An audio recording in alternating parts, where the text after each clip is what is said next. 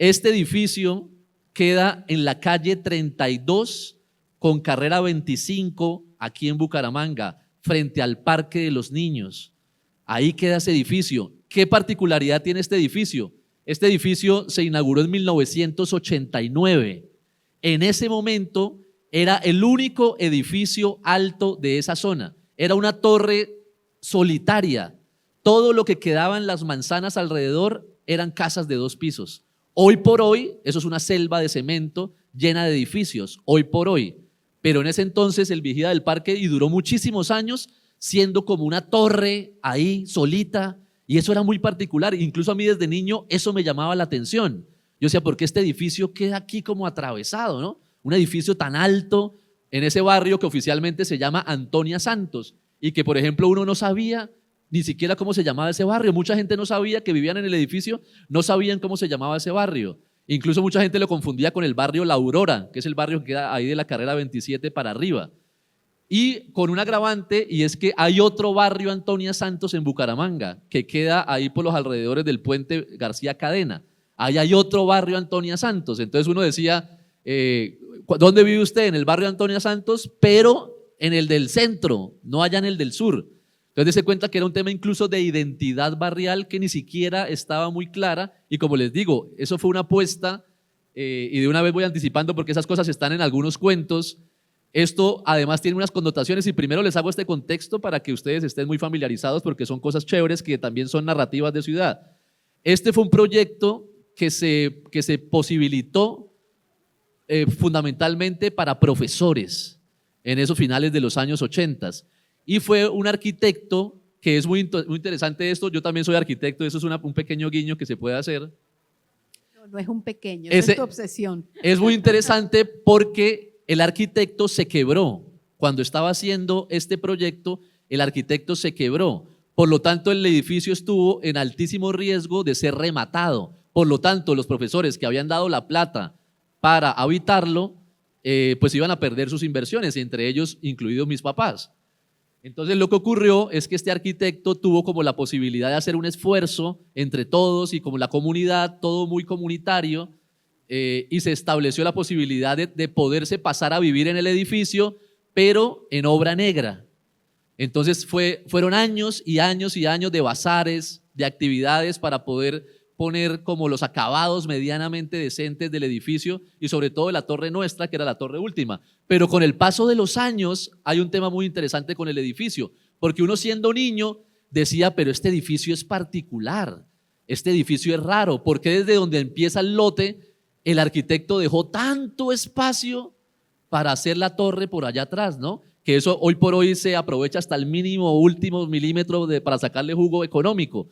Y este edificio es un edificio, al final hay unas fotos, es un edificio arquitectónicamente hermoso, pero uno no lo entendía, porque era bonito, pero como era en obra negra, uno decía, pero este edificio es como bonito, pero a la vez me parece el más feo del mundo, pensaba uno en ese momento.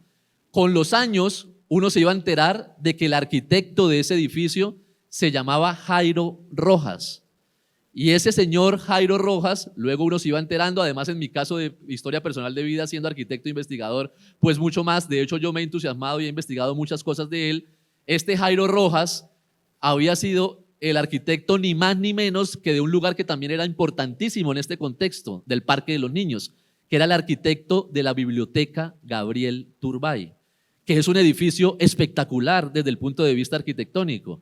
Ese edificio fue un paradigma de la arquitectura moderna en Bucaramanga en los años 70. La biblioteca duró muchos años en obra negra también, por falta de presupuesto, luego la pudieron terminar, y el arquitecto de esa biblioteca fue el mismo arquitecto del vigía del parque, pero eso uno lo supo 20 años después. Pero no solamente de ese edificio, si ustedes recuerdan, hay un edificio en la Puerta del Sol que también durante muchos años quedó solito, que ese también está desde los 80s, que es en ladrillo a la vista, que se llama Conjunto Residencial La Puerta del Sol, que es un edificio muy parecido en el diseño al vigía del parque, pero ese lo hicieron en ladrillo a la vista. Es muy bonito, ese edificio todavía está, aunque hoy está un poco pauperizado. Ese edificio ganó premios de arquitectura a nivel nacional, también del arquitecto Jairo Rojas. Pero también cerca al Parque de las Palmas hay un edificio que se llama El Doral, que es muy bonito, de arquitectura moderna también, de Jairo Rojas también. pero también al Portal de la Sierra sobre la calle 42. Entonces, lo que uno terminó entendiendo años después era que esos estímulos espaciales del lugar donde uno creció influyeron en la vida de uno, porque la espacialidad influye en los imaginarios con los que uno crece. Por eso en el libro, en muchos cuentos, creo que prácticamente en todos los cuentos, yo hablo de la plazoleta. ¿Qué es la plazoleta? La plazoleta es ese espacio central que el arquitecto dejó, que no estaba obligado a dejar ese espacio central, pudo haber hecho otra torre ahí, pero él no la hizo, dejó la plazoleta, y esa plazoleta para mí es el lugar donde yo crecí. La plazoleta para mí era donde yo me la pasé tirado, sentado 15 años.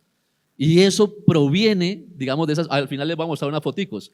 Es interesante porque también hoy el Vigía del Parque está un poco deteriorado, según mi concepto, está bastante deteriorado, pero hay una foto de los 90 que les voy a mostrar ahí, en donde tuvo otros tiempos por esas gestiones comunitarias. Entonces quería hacer este contexto para que nos ubiquemos muy bien geográficamente, el edificio, dónde queda, y desde luego que algo muy importante es el hecho de también vivir frente al Parque de los Niños. Y eso es completamente referente porque ese era el patio de juegos nuestro. Imagínense ese patio de juegos, el Parque de los Niños. Ahí jugamos béisbol, baloncesto, hay un cuento de baloncesto, en homenaje al baloncesto hay un cuento, porque en Bucaramanga todo era fútbol, pero gracias al Parque de los Niños uno también descubría que existía el baloncesto, que existía el béisbol, y eso era una torre de Babel los domingos, por ejemplo. La mitad de la ciudad iba al Parque de los Niños y uno tenía eso al frente todos los días. Des en cuenta que los árboles que están ahí en la portada, de alguna manera el artista quiso referenciar la presencia del Parque de los Niños. También está el clavijero de Espinosa, el clavijero aparece en un par de cuentos también. Aparece la escultura de José Antonio Galán, que está en la mitad del Parque de los Niños, pero se confronta a Michael Jordan. Si se dan cuenta que al frente hay un basquetbolista, ese basquetbolista es Michael Jordan, ícono de los 90, entonces el artista también quiso hacer ahí un juego de elementos, y los de abajo ahorita los iremos comentando. Y otro elemento, no sé, para aquí estos amigos que llegaron nos dicen que viven en el Vigía del Parque, por eso vinieron, me parece muy interesante. Si ustedes se dan cuenta, esas bandas blancas responden a las escaleras del diseño de la Torre B del Vigía del Parque, que son muy particulares. Si ustedes se ponen a analizar, no existe un edificio residencial en Bucaramanga que tenga en su fachada principal escaleras flotantes. Búsquenlo, no lo van a encontrar. Solamente ese edificio del Vigía del Parque. Y eso es muy interesante, incluso yo hablo de eso en un cuento. Entonces esta pequeña parte es como un contexto de elementos, en este caso muy puntuales, antes de que entremos a lo profundo de la narrativa y de los casos en particular, para que nos ubiquemos muy bien de que al final aquí pues lo que les estoy compartiendo hoy, y gracias acá a la Casa del Libro, que iniciamos como toda esta travesía de conferencias y eventos y cositas que tiene además de sorpresas este libro, que vendrán en los próximos meses, pero la inauguración es hoy, el primer momento es hoy, la primera puesta en valor es hoy, acá en esta casa, que es una casa precisamente de los libros y que históricamente han estado siempre muy interesados en apoyar la literatura local. Así que quise primero dar como ese contexto, y si quiere ya, Sandra, podemos entrar al cuento que usted desee y ahí podemos ir contrapunteando otras cositas. Muy chévere. Bueno, además está pues el Vigía del Parque también casi que a las puertas de otro hilo conductor de ese lado de la ciudad, que es el parque, el Paseo de España, el Paseo de España, esa calle, que ahora lleva 3 años en remodelación, porque fui vecina hasta hace un mes de eso, entonces lo corroboro. Bueno, Alejandro, lo que nos estás contando y pues para el público, los que pueden conocer un poco esas referencias, es muy interesante cómo tú siempre tienes una intención de contar y recopilar elementos que no siempre están en concordancia dentro de lo que la gente piensa sobre los fenómenos. Tú vas hilando y construyes siempre un collage, un collage de sentidos, un fragmento, una suerte de rompecabezas que hace que la gente o que todos podamos armar ahí un imaginario a través de un archivo. Y eso es lo que aquí estamos frente a esta estructura.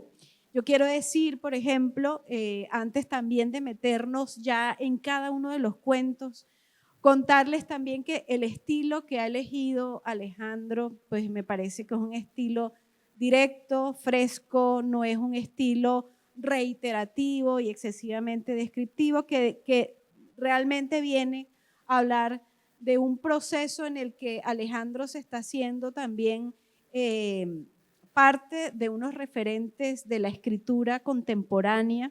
Conversábamos antes, quizás hace un par de días, que esta escritura me resuena también en muchos escritores, o al menos unos 3, que eso ya es bastante en estos ámbitos, al menos unos 3 que estuvieron haciendo justo a finales de los 90, una serie de escritos en los que la ciudad se volvió referente, pero además un referente, como pasa hoy en el Vigía del Parque, un referente que está trasvasado, está de alguna manera teñido por una subjetividad, una forma de sentir, de vivir y de pensar ese espacio, ese territorio.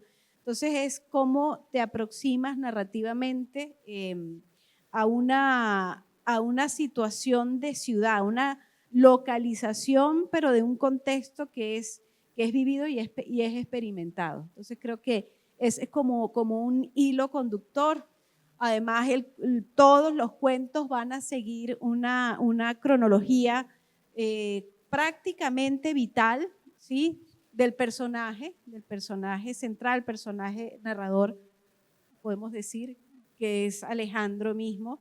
Y es muy interesante porque él hace esta suerte de reconstrucción de hilo conductor, y cada una de estas historias, como iremos avanzando ahorita, van a ir entrando con una fuerza única, un contexto único, una presencialidad que nos transporta para de pronto ir haciendo unas despedidas y unos cierres de esas experiencias. Entonces, un poco en ese sentido, ¿qué te parece si empezamos también apenas algunos trazos, sí, que tú quieras recuperar de los cuentos? Y tenemos que empezar con la fecha que de alguna manera capitaliza el libro, que abre el libro, y es un cuento que titula 1992. Entra y yo te hago algunos comentarios. Bueno, sí, los cuentos del libro no están necesariamente cronológicamente, pero creo que un poquito sí. Como una experiencia vital, sí. Sandra pudo identificar ahí, Sandra ya hizo una lectura, fue la primera en leer el libro aquí en esta ciudad. Y pues lo que quiero decir de ese cuento de 1992, ese en particular es un cuento que tiene una estructura muy experimental porque todos los párrafos inician diciendo en 1992. Pero es una historia de amor infantil que ocurre en la escuela, pero a la vez todas esas cosas de lo que ocurre en 1992 van a tener que ver con que el mundo también estaban ocurriendo muchísimas cosas en 1992. Entonces, como la vida insignificante de un niño que está como empezando a sentir unas cosas extrañas por las compañeritas de la escuela, que ni siquiera entiende de qué se tratan esos sentimientos, a la vez tampoco está enterado de que en el mundo están ocurriendo un montón de cosas y que en Colombia están. Entonces digamos que ese cuento es un decálogo que inicia en todos los párrafos con ir en 1992, pasaban cosas con esa niña Diana, pero también, por ejemplo, pasaban muchas otras como que mataban a Rafael Orozco del Binomio de Oro, ¿no? Entonces en 1992 eso impactó muchísimo. Yo me acuerdo que eso impactó a mi familia, en los vecinos, en el edificio, todo el mundo hablaba de eso porque era una leyenda del vallenato y una leyenda de la cultura popular colombiana impresionante, ¿no? En 1992 lo matan al que en ese momento era el máximo ícono de la música colombiana, ¿no? Y uno empezaba a decir como, eso está particular, ¿no? Uno de niño decía, pero ¿por qué lo mataron, no? Y uno escuchaba, y eso está, por ejemplo, en esos párrafos, las mujeres decían que se lamentaban porque era muy lindo, ¿no? Porque Rafael Orozco era muy lindo y que tenía un lunar, ¿no? Él tenía un lunar y era muy lindo y era muy buena gente y cantaba muy bonito. Y los hombres decían, no, lo mataron por meterse con la mujer de un narco, ¿no? Porque esa es como la hipótesis de que no, él era muy lindo, no, él estaba metido en el narcotráfico y por eso lo mataron. Pero ¿cómo así que estaba metido en el narcotráfico nuestro máximo ídolo de la música vallenata, ¿no? Entonces eran cosas que para un niño eran difíciles de procesar, pero iban ocurriendo en 1992. O en 1992 Pablo Escobar se volaba de la cárcel La Catedral, por ejemplo. Pero uno de niños se enteraba de que Pablo Escobar había hecho esa cárcel para sí mismo. Yo me acuerdo mucho de esas cosas y por eso las metí en esos cuentos. Entonces, ¿cómo así? Y decía, no, es que él se voló de esa cárcel, pero como la cárcel la hizo él, y uno decía, con lo poco que uno entendía de niño, decía, pero las cárceles, la idea no es que la gente no se pueda volar, pero mucho peor que uno mismo haga sus propias cárceles. Entonces uno no entendía en últimas qué era una cárcel entonces. Pablo Escobar se voló de la catedral en 1992, por ejemplo, entre otras cosas. Y aparecían cosas de la música y de la cultura popular, por ejemplo, elementos de referencia muy importantes para Bucaramanga, como que en 1992 dejó de hacerse la feria de Bucaramanga, ahorita que estamos en ferias acá, dejó de hacerse la feria de Bucaramanga en el barrio La Feria. Entonces también, y por ejemplo en 1992 se abrió por primera vez, se hizo la primera plaza de manifestación pública, que es esta que tenemos acá. Entonces den cuenta que son como paradigmas que iban ocurriendo y el cuento está lleno de esos paradigmas, pero a la vez es un niño que está intentando entender por qué le gusta a una niña de su salón. Entonces digamos que ese es el cuento de 1992 en donde uno le pasaban unas cosas muy personales y como que estaban empezando a salírsele de control en la mente porque eran sensaciones que uno no podía entender muy bien, pero en el mundo estaban pasando todo tipo de cosas y ya a la luz del adulto, como usted dice, porque el libro es un diálogo del adulto con el niño y con el adolescente. Entonces en ese diálogo empieza uno a tener también otra reflexión, ¿no? Ya uno desde la perspectiva del adulto puede ir entendiendo otras cosas o puede dejarlas en valor. Entonces ese cuento es como un collage de elementos. Ahí está, por ejemplo, que fueron las Olimpiadas de Barcelona 92 y que apareció para nosotros un paradigma muy importante en ese momento que apareció, Nintendo lanzó Super Mario Kart, ¿no? Entonces jugábamos Super Mario Bros, pero en algún momento en 1992 apareció que Super Mario se montaba en un carro y era Super Mario Kart, y entonces era otro paradigma que uno lo volvía loco.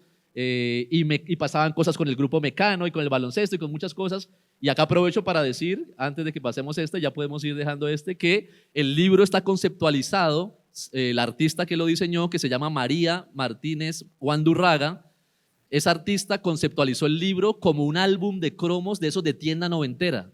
Si ustedes recuerdan, en esos tiempos habían muchos álbumes que vendían en las tiendas de todo tipo de temas y a uno le gustaba coleccionar por coleccionar, pero habían unos que eran muy baratos, porque habían los de Panini, ¿no? De hecho, de los álbumes de Panini yo hablo en algunos cuentos, pero habían unos que eran muy populares, que eran como álbumes hechizos, probablemente hechos acá en la misma ciudad, que pirateaban como todas las imágenes, incluso las dibujaban como a mano, y uno las tenía que pegar con colbón. Entonces la artista conceptualizó todo el libro como un álbum de cromos, en donde cada cuento es un cromo, y al final el libro va a tener la posibilidad de que uno compre las láminas. Ahorita les cuento un poquito de eso porque el artista ahí quiso tener como unas propuestas muy chéveres. El libro está acompañado de sobres y esos sobres se pueden abrir y usted puede tener la experiencia de pegar papeletas en el libro. Entonces eso es muy interesante porque el artista permitió así tener como esa sensibilidad de tener esa recordación de la época de los 90s. Entonces ese es un poco el primer cuento de 1992. Y es muy interesante ya también para dejarlo, eso que estás hablando pues me habla de toda una cultura material, del trueque, de la colección, de la acumulación también, que hay alguna obsesión por eso. Este cuento en esa suerte de ritornelo, en esa suerte de mantra a través del año y la época, que realmente se encuadra dentro de las obsesiones del escritor, ¿sí? Pone en un mismo plano, y eso a mí me gusta, y retomo lo de la cultura material, una imagen que me gustó mucho y era cómo él se embelezaba en cómo su compañera de clases iba amontonando unos borradores, del cual a veces también lo hacía partícipe y le regalaba uno, y ese hecho es tan contundente como el escape de Pablo Escobar, en fin. Es decir, cómo mezcla y cómo de alguna manera horizontaliza todos estos aspectos y aspectos de esa cultura ya no solo material, sino también inmaterial de una época. Entonces, sigamos hablando de eso. Hay un adolescente también que transpira como una fascinación por un mundo no solamente este que estamos contando, el plano de lo real, sino también, si se pudiese decir, de lo paranormal. ¿Sí? Me gusta mucho. Al final, pues hago una pequeña lectura, cuatro líneas que interpreté, pero a mí me gustaría que tú empezaras con ese cuento, Vigía Paranormal. Sí, este cuento a mí me gusta mucho, Vigía Paranormal, porque dentro de esas cosas que eran como la apertura a conocer la vida y el mundo, desde luego que no ocurría solamente en el Vigía del Parque, pero como no había internet y no habían estos juegos de videojuegos en línea, ¿no? Que es la forma como los niños ahora se comunican con el mundo y entienden que el mundo es mucho más amplio, es muy interesante que en esas épocas, aunque eso todavía se hace, aunque ya mucho menos, pero en esa época fue muy popular jugar, entre comillas, jugar a la Ouija. Eso fue muy popular, y si usted se lo pregunta a muchos de sus contemporáneos, a mucha gente, eso fue muy interesante porque ¿qué era eso?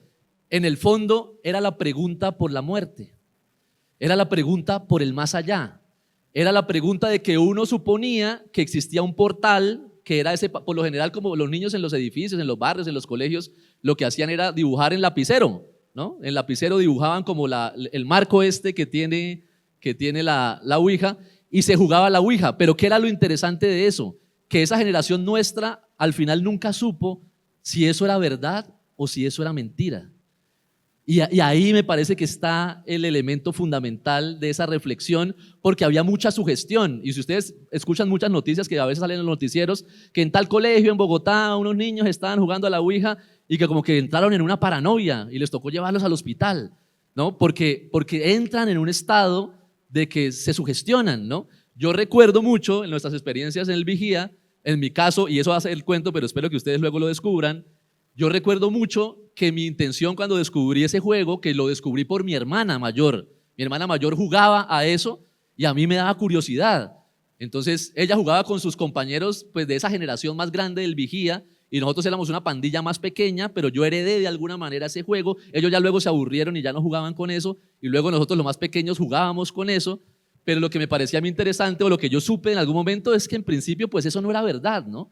Eso no era verdad. Pero yo recuerdo mucho que mi intención, y con un grupito de amigos, era hacerle creer a todo el mundo que era verdad. Entonces, por lo tanto, muchos de nuestros amigos, como se supone que los muertos que se conectaban a eso decían la verdad, ¿no? Porque si un espíritu se conecta, es que el espíritu tiene la posibilidad de que todo lo que dice el espíritu es la verdad absoluta. Esa es la gracia de la Ouija. Entonces, por lo general eran un montón de amiguitos frente a nosotros, que supuestamente eran los que sabíamos jugar, preguntándonos. Yo lo recuerdo muchísimo. Lo único que le importaba a todo el mundo era saber temas de amor. Entonces todos los amiguitos eran: oiga, pregúntale al espíritu si Carolinita está enamorada de mí o no. Entonces uno le decía, uno tenía la potestad de decirle lo que uno quisiera. Entonces yo me acuerdo mucho que yo a veces decía sí o no, como para joderle la vida, ¿no? Entonces, por ejemplo, él estaba muy enamorado de una niña del tercer piso, y yo le decía: vamos a ver qué dice el espíritu. Y era lo que yo quisiera. Y yo decía: no, nunca he estado enamorado de usted. Y para ese niño era terrible, porque se lo estaba diciendo el espíritu. Entonces, digamos que eso era muy interesante, y yo recuerdo esa época de una manera muy, muy especial, porque tuvo mucho. Eso fue una época larga, como un par de años que nos la pasábamos jugando a eso, pero era fundamentalmente, pero más allá de eso, me parece que lo importante era la pregunta por el más allá. Eso me parecía lo más importante. Uno iba entendiendo, éramos niños, y uno iba entendiendo de que habían otros planos, quizás, ¿no? Que habían otros planos y que uno se podía comunicar con esos otros planos. Probablemente nunca nos comunicamos con ningún espíritu, pero para nosotros sí. Y pues bueno, en otros casos esto pues sí hace parte de una narrativa de la gente que se dedican a ser medium o a hacer este tipo de cosas. Eso sí ya es un tema que esto me imagino que funcionará a otros niveles, pero dense en cuenta que la gente acá usó el tema de jugar a la Ouija, porque para los mediums y para eso no es ningún juego, pero para nuestra generación era jugar. De hecho, esto en Estados Unidos alcanzaron a venderlo en las tiendas, o sea, como en las tiendas de los supermercados, como un juego de mesa.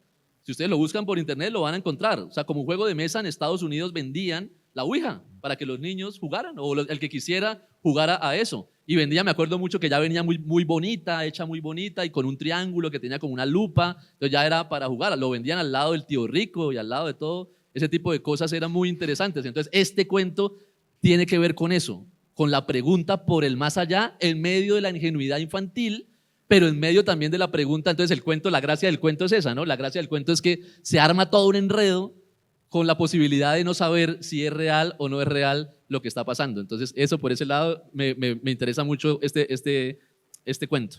Pero además muy interesante, pues porque el personaje, ese niño, de alguna manera se ve embestido con una dignidad por ese potencial místico y esotérico que lo alumbraba, ¿no? Entonces se iba convirtiendo, o sí o no, en un líder que, como él decía hace un ratito, dictaminaba, ¿no? Esos amores, esos fines y esos destinos finales alrededor de esas preguntas, ¿no? Y por tanto, pues eso iba configurando una sensibilidad también. Tú te ibas dando cuenta ahí de cómo, cuáles eran las preocupaciones más allá, como decías, de esa curiosidad infantil del amor, también se estaban preguntando, ¿no? El amor y la muerte allí puestos de alguna manera en la misma dignidad, en la misma frontera. Entonces eso era muy interesante. Una cosita es que quisiera repetir, porque por ejemplo, esta ilustración me gusta muchísimo, entonces quisiera nuevamente reivindicar el concepto y las ilustraciones que tiene cada cuento del artista. A mí me parece que hizo un trabajo fenomenal. Por ejemplo, si ustedes se dan cuenta, esta es una ilustración fantástica, y des en cuenta, y aprovecho para explicar, que tiene esa narrativa o ese lenguaje de lámina de álbum de tienda noventero. ¿Sí se dan cuenta? Como esa textura que tiene alrededor era como la textura de álbum noventero, y abajo está el numerito también. Pero quiero reivindicar mucho porque a mí me pareció fabuloso el trabajo de María como artista ilustradora del libro. Entonces porque a mí personalmente esta es mi ilustración favorita, entonces quería por eso decirlo. Yo quiero hacer entonces un paréntesis, y es que precisamente todas tus publicaciones, Alejandro, se han caracterizado, lo hablábamos anteriormente, en convertirse en dispositivos transmedia prácticamente, ¿no?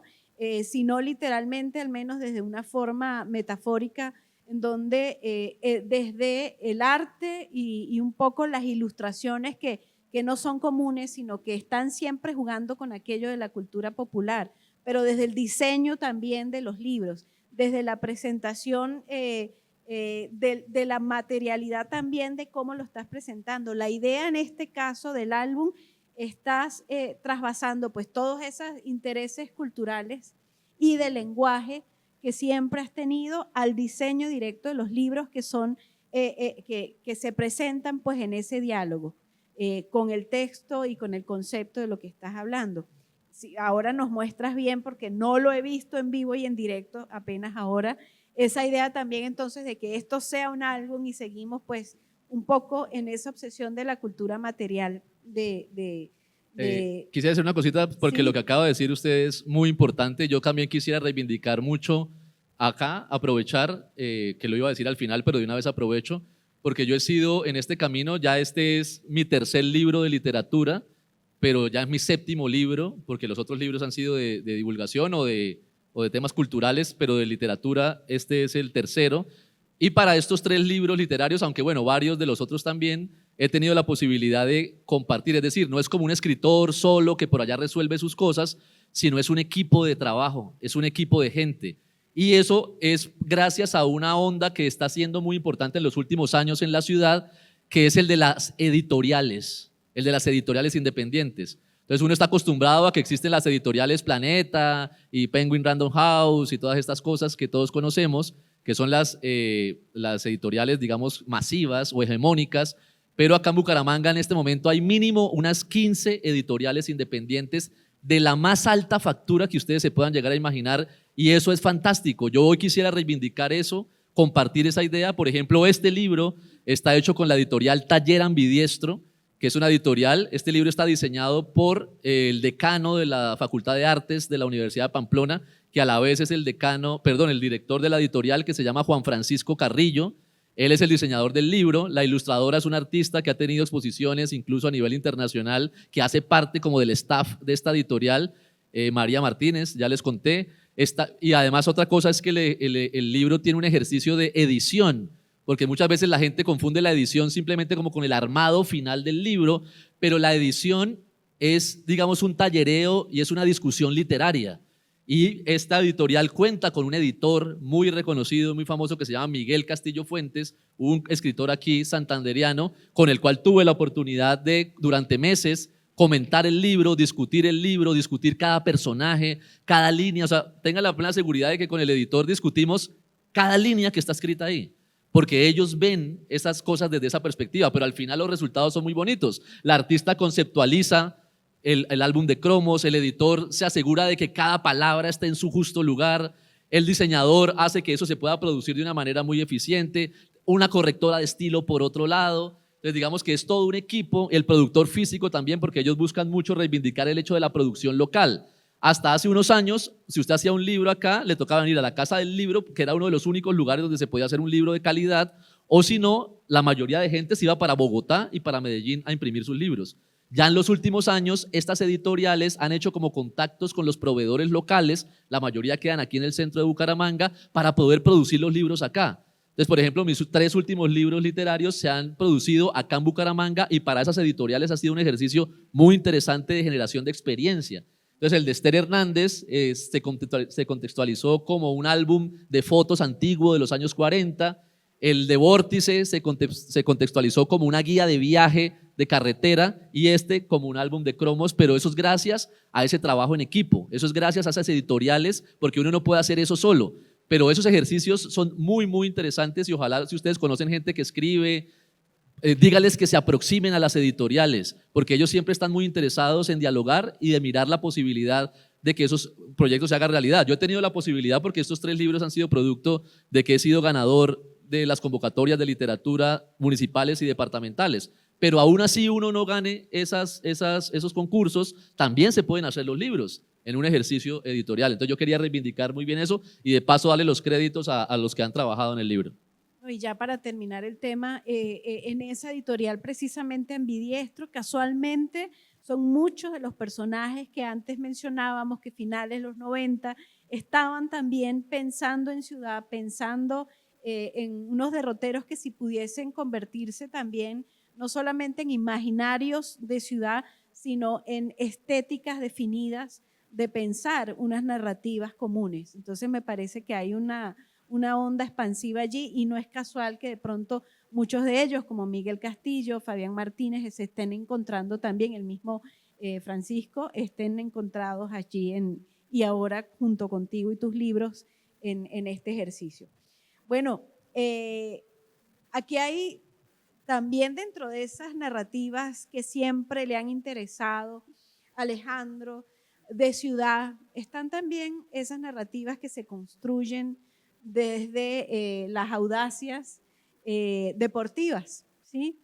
Y muchas veces en muchos conversatorios hemos planteado lo que implica para Bucaramanga, por ejemplo, encontrarse pues con una afición absoluta, una afición que pocas veces realmente yo he visto como la bumanguesa al fútbol y a los leopardos, ¿sí? Y siempre pues hemos tenido como esa fuerza. Pero aquí, casualmente, Alejandro se desvía y habla de otras posibilidades que sí existieron y fueron posibles y seguirán siendo posibles a nivel del deporte y la afición aquí en Bucaramanga. Cuéntanos del cuento Guapi. Bueno, este cuento tiene que ver un poco con esa iconografía que hubo en los 90 muy fuerte del baloncesto. Y es interesante porque pues Bucaramanga, por ser colombiana, al final siempre ha existido una inercia del fútbol, ¿no? Entonces, de hecho, nosotros éramos del fútbol y jugábamos fútbol principalmente. Pero en los años 90, por un personaje muy particular, hubo una gran revolución de la cultura mediática local y que tenía que ver con un hombre que hoy sigue siendo demasiado referente, esas leyendas que quedan y traspasan fronteras, que fue Michael Jordan. Cuando Michael Jordan emerge como un tipo que decían que podía volar, porque eso es lo que pasaba con Michael Jordan. Usted veía las fotos que ponían los afiches de los jóvenes en las habitaciones, era Michael Jordan volando literalmente sobre la cancha, y era pues los Chicago Bulls, que los Chicago Bulls lo ganaron todo en la época de los 90, y pues digamos que apareció esa iconografía muy fuerte del baloncesto. Y lo interesante que yo recuerdo, y por eso quise hacer esto, y ahorita hablamos de leopardos, es que nosotros éramos del mundo del fútbol y éramos de la iconografía del fútbol y éramos amantes de las derrotas del Atlético Bucaramanga, pero en algún momento yo recuerdo mucho cuando todos nos pasamos al baloncesto. O sea, todos migramos al baloncesto, por eso que en la televisión empezaba a aparecer, por eso que la parabólica empezaba a aparecer y que era fundamentalmente los Chicago Bulls de Michael Jordan. Entonces todo el mundo se creía Michael Jordan y en Bucaramanga empezaron a vender botas de baloncesto que antes no vendían. En San Andresito empezaron a venderse botas de baloncesto, empezaron a vender balones más especializados y yo sentí cómo el baloncesto llegó a nuestra cultura. Y eso fue muy fuerte porque luego también entonces apareció un poco y se asomó en medio de esa coyuntura un equipo del que nadie le interesaba porque el baloncesto nunca ha sido hegemónico en Bucaramanga, pero apareció el equipo de los Leopardos, el equipo de baloncesto de Bucaramanga. En ese momento Leopardos, y hoy por hoy la gente no lo sabe, pero ellos competían en la Liga Profesional de Colombia y ganaron varias veces la liga. O sea, Leopardos fueron campeones varias veces de la Liga Profesional de Colombia. Y eso acá a Bucaramanga absolutamente a nadie le interesaba. A nadie le interesaba que nuestro equipo de baloncesto fuera campeón de Colombia. A nadie le interesaba.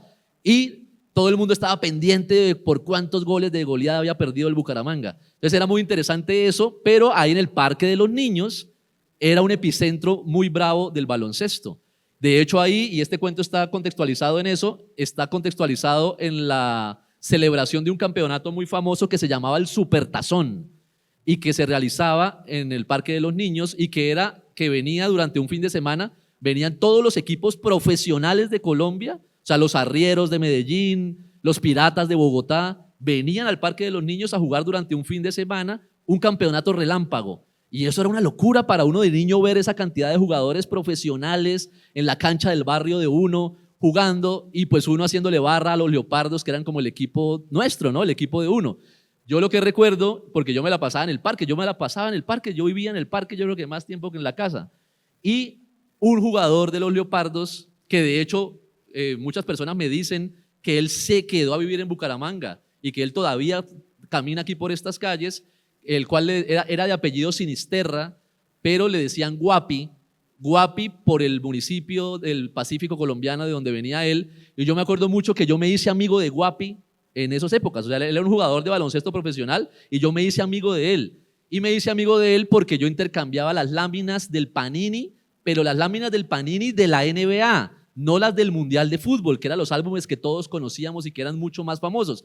Era tan fuerte la goma que en las tiendas y en las papelerías de los barrios empezaron a aparecer los álbumes de Panini. Yo todavía tengo los míos guardados, los álbumes de Panini de la NBA. Entonces eso profundizaba mucho. Entonces yo con Guapi, que era un tipo que medía 2,10 metros, yo le daba como a la cintura. Me acuerdo mucho con Guapi sentados los dos intercambiando papeletas del álbum de Panini y la NBA. Y para mí eso siempre fue un referente muy importante. Yo le dediqué este cuento a Guapi, que nunca lo volví a ver, pero alguien me dijo hace poco, oiga, Guapi nunca se fue, Guapi se quedó a vivir en Bucaramanga. Un día de esto me gustaría encontrármelo y regalarle el libro, porque para mí eso fue muy referente y fue como una cosa también de una revuelta de sentimientos y de sensaciones, porque luego que pasó la goma, volvimos al fútbol.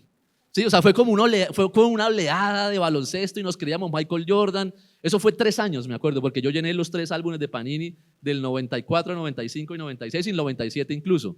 Y los tengo, como le digo. Y ya, luego volvimos al fútbol.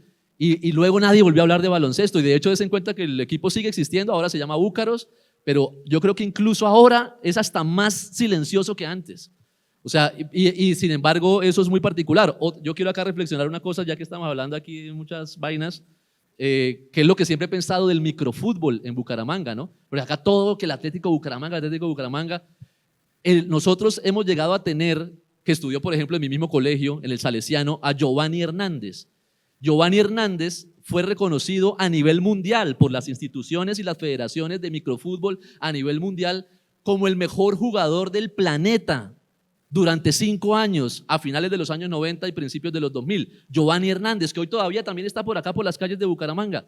¿Cuándo nos importó tener al mejor jugador del planeta de microfútbol? Y no solamente eso, cuando Colombia quedó campeona del mundo, del Mundial de Microfútbol en el 2001, cuando quedó Colombia campeón, la mayoría de la nómina eran santandereanos. Hasta yo he jugado con ellos en campeonatos de barrio y eso nunca resonó. Y es interesante, ¿no? ¿Por qué somos campeones del mundo, de microfútbol, de la Federación Mundial de Microfútbol? Y eso no interesa tanto, ¿no? Y seguimos como que, ay, prefiero ver al Bucaramanga que perdió 7-0 otra vez. Pero bueno, ya fuimos campeones con el Bucaramanga afortunadamente, pero esas reflexiones a mí siempre me han quedado lo que es como nuestra cultura bumanguesa y la forma de interpretar que quedamos campeones de baloncesto, no nos interesa. Que somos campeones del mundo de microfútbol, pues no nos interesa. Tenemos al mejor jugador de microfútbol del planeta, no nos interesa, ¿no? Entonces es interesante y este cuento tiene mucho que ver con eso, tiene que ver con la nostalgia del baloncesto en los años 90 de Guapi, que fueron campeones en esos años varias veces de la Liga Profesional de Baloncesto, y para mí pues era muy interesante poder reflexionar y hacerle un homenaje también un poco al Parque de los Niños, que era nuestro patio de juego. Y además ahorita que te oigo conversar, Alejandro, me resuena una idea acá que me parece simpática compartir y es paradójico, ¿no? El edificio central protagónico del libro de cuentos, el Vigía del Parque, te convierte de alguna manera y sin quererlo en una suerte de vigía y de testigo de muchas cosas que fueron sucediendo a la redoma, ¿sí? Y entender muchas obsesiones también que de alguna manera se trasvasaron por allí. Una de esas pues fue el básquet porque lo tenías al frente del vigía y tú estabas allí como con una antena y a partir de allí también de ese relato que nos acabas de contar, también darse cuenta y lo que hemos dicho que en Bucaramanga siempre se ha podido ganar, siempre se ha podido hacer cosas, pero de pronto no habíamos escuchado y no habíamos puesto la atención del todo, ¿no? Pasa también con las noticias que recreas en otros de los cuentos, ¿no? ¿Y qué pasó? ¿Cómo así? En Bucaramanga pasaba esto y resulta que eran esos 90 en los que sí ocurrían muchas cosas buenas, malas, tristes, felices, increíbles y trágicas también. Y entonces tú fuiste como desde el vigía, metafóricamente, como que guardando esa colección de recuerdos que ahora ya desde esa posición tuya de adulto te hacen entender como ese constructo que de alguna manera se ha visto silenciado de la ciudad. Yo creo que de una vez aprovechamos a hablar, tal vez usted me invita a hablar del cuento de las bombas, me parece que es importante porque es muy chévere esa reflexión también. Hay un cuento que se llama El barrio que explota. ¿Y cuál es ahí lo que quise poner en valor? Que uno creció entendiendo a Bucaramanga, pues un poco con el paradigma que sigue teniendo, pues uno escuchaba de niño que era una ciudad como mejor que otras. Yo me acuerdo que de niño uno iba entendiendo eso, que Bucaramanga era ciudad bonita y como que era de ciudad de los parques, uno iba cayendo en ese imaginario, ya luego uno entraría en una visión más crítica, como ya más grande frente a eso, pero uno iba entendiendo un poco eso, ¿no? Uno iba entendiendo un poco eso y además muy pacífica, ¿no? Entonces uno veía los noticieros y todo lo malo donde ocurría principalmente en esa época de los 90s, en Medellín. Todo lo malo ocurría en Medellín, incluso en Cali, incluso en Bogotá un poco también, pero en Bucaramanga no existía la mínima posibilidad de nada de eso y uno decía, oiga, de verdad aquí no pasa nada, ¿no? Y pasaban cosas violentamente grotescas en Medellín y violentamente tremendas en Cali, pero un día, una noche cualquiera, estando en el vigía del parque, sentimos que se acababa el mundo. ¿Y qué era? Que a 3 cuadras habían puesto un carro bomba, ¿no? Era el año de 1994, la Corporación Financiera de Santander, calle 36 con carrera 27. Lo que es ahora… Lo que es ahora el edificio Suramericana. Las ventanas resonaron en el edificio, una cosa que uno nunca había experimentado en la vida. ¿Y qué es esto? Entonces los vecinos y la gente empezó a correr por las calles. ¿Qué está pasando? No, como que pusieron una bomba. Entonces hay un párrafo del cuento que dice, ¿no? Decían que en Bucaramanga no ponían bombas. Hay uno de los párrafos que tiene que ver con eso. ¿Qué pasó? Que nos fuimos a mirar allá y ese edificio estaba completamente destruido, hubo muertos. Ahí hay una escultura de Ramírez Villamizar que todavía está ahí. Esa escultura voló, no estaba ahí porque la bomba que la pusieron en el sótano hizo volar la escultura de Ramírez Villamizar. Contaba la leyenda que la gente que estaba en la plazoletica esa voló y que en toda la fachada del edificio, o sea, las imágenes grotescas en nuestro barrio, ¿no? De una manera completamente inesperada, muertos, destrucción, un edificio en llamas, porque yo fui a verlo. O sea, a los 40 minutos de la bomba estábamos allá toda la pandilla del edificio viendo qué había pasado. Y era una bomba que no sabíamos por qué la ponían, ni quién la había puesto, uno no sabía nada. Pero uno decía, uy, juepucha, eso de Medellín y eso, ¿será que ahora también va a empezar a pasar en Bucaramanga? Porque fue una bombaza. Yo creo que esa es una de las principales bombas de la historia de Bucaramanga junto a la de Vanguardia Liberal. Y esta yo creo que es la segunda. Yo creo que la más dura fue la de Vanguardia Liberal y esta de la Corporación Financiera de Santander fue la segunda. Entonces eso para mí siempre fue como una reflexión muy grande de decir, oiga, a 3 cuadras del Vigía del Parque pusieron un carro bomba, ¿no? ¿Quién lo puso? En ese momento, y ahí están las discusiones de los niños, porque los niños en el cuento discuten quién puso la bomba, porque uno no sabía quién puso la bomba, y en ese momento uno pensaba que era como Pablo Escobar y esas cosas, pero uno se da cuenta que Pablo Escobar lo habían matado el año anterior, entonces Pablo Escobar no era, entonces uno no entendía, ¿no? Uno no entendía. Esa bomba originalmente la puso las FARC, la guerrilla de las FARC puso esa bomba, porque estaban en una escalada terrorista pues, contra los símbolos de la hegemonía, y esa, pues la Corporación Financiera de Santander representaba para Bucaramanga pues todas esas cosas, y era un acto simbólico, pero hubo muertos. Si ustedes buscan el archivo, ahí encontrarán el archivo, que ahí estamos hablando de mira, ahí está el edificio que el artista, des en cuenta que ahí está el edificio. El artista lo identificó como si fuera un juego de videojuegos de Contra. ¿Se acuerdan del videojuego de Contra de los años 90? El artista identificó, porque en el cuento yo pongo que yo estaba jugando Contra en el Family, y ahí fue cuando escuché el estruendo, entonces yo no sabía si el estruendo era el videojuego o era la bomba. Entonces el artista interpretó eso de una manera muy bonita, muy interesante, y es el edificio. Dese cuenta que esa es la arquitectura de ese edificio, que está en llamas. Entonces es un juego de imágenes, es un juego simbólico muy interesante que tiene que ver con esa bomba, pero no fue la única. El cuento va de 1994 a 1997 porque en el barrio pusieron otra bomba en 1997 hacia el norte, esta fue 3 cuadras hacia el sur, 3 cuadras hacia el norte, el Fondo Ganadero de Santander, Avenida Quebrada Seca con Carrera 23. Otro símbolo pues, de la hegemonía económica nacional, otra bomba, también la puso la guerrilla, también la puso las FARC. Y uno decía, juepucha, bomba aquí, bueno, pasaron años, no era una cosa tan intensa como en Medellín tal, pero yo decía, bueno, yo ya empiezo a identificarme y a entenderme un poco en el panorama nacional siendo un niño, porque en mi barrio van 2 bombazos, ¿no? En mi barrio, tal vez para un niño del barrio Álvarez que nunca pusieron bomba, nunca se enteró de eso, pero en nuestro barrio sí pusieron bomba, por eso el cuento se llama El barrio que explota. Y es interesante más en la reflexión de cómo un niño entiende ese tipo de cosas, y luego pues ahí está la ficción en el hecho de cómo los niños interpretan eso, preguntan, pasan cosas, pero también se describen la verosimilitud de los hechos, ¿no? Porque estos 2 hechos ocurrieron realmente, la bomba de la Corporación Financiera de Santander y la bomba del Fondo Ganadero de Santander, en el barrio mío. Entonces eso para mí nunca se me olvidará, jamás, y yo fui a ver ambas bombas, ¿no? Entonces íbamos a verlas y uno iba a verlas pero sin saber en el fondo qué era lo que uno estaba viendo, pero uno sabía que el mundo ya no era la tranquilidad de la habitación de uno, sino que a 3 cuadras, porque si yo veía de mi habitación hacia el sur, allá al fondo se veía el edificio donde pusieron la bomba.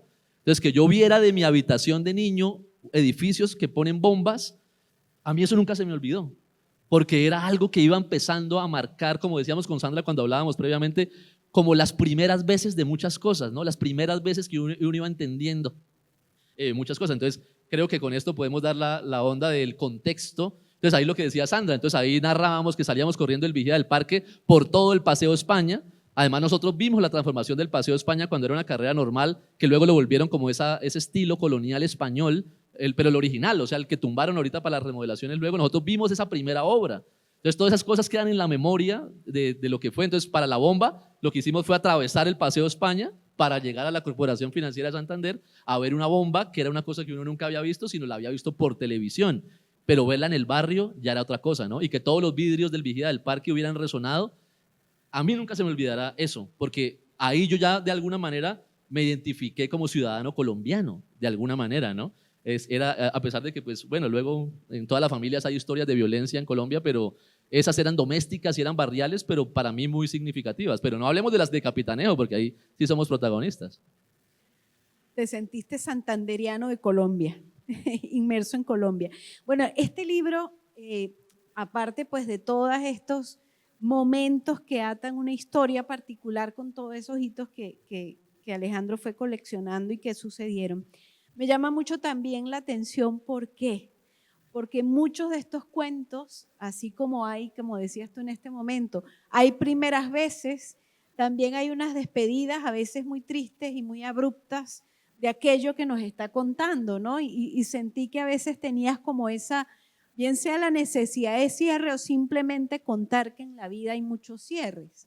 Pero no solamente eso, sino que también hay otro par de líneas allí que como conceptuales que me gustaron mucho, y es la idea de fronteras entre mundos. Y hay dos cuentos, ¿sí? Fronteras liminales, fronteras que no sabemos realmente en dónde están, ¿no? Tiene que ver, por ejemplo, varios tipos de fronteras entre el adolescente que se vuelve adulto, entre los miedos y perderlos, por ejemplo, fronteras entre dos mundos físicamente separados, pero que de todos modos convocan sensibilidades, y se ha hecho recurrente hoy en la conversación, y ese compartir de ciertas culturas materiales y simbólicas en conjunto, ¿no?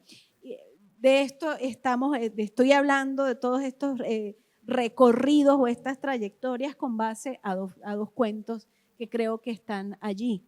Y es Renaud, Fuego Turbo, y La Trocha de los Mundos. ¿Cuál quieres conversar? Pues para que de pronto más adelantito ya demos chance a que de pronto si te quieren decir algo. Esos cuentos son importantes en ese intento de entender un poco más allá, porque para uno el mundo era el vigía del parque. Ese era mi mundo, yo no conocía nada más, o sea, ese era el centro. Además yo estudié en la escuela anexa, que era pasar el parque de los niños, o sea, ahí después del parque era donde yo estudiaba. Entonces, durante 5 años mi máxima expedición era ir hasta el otro lado del parque. Entonces, eso se configura como el universo de uno, como el mundo de uno.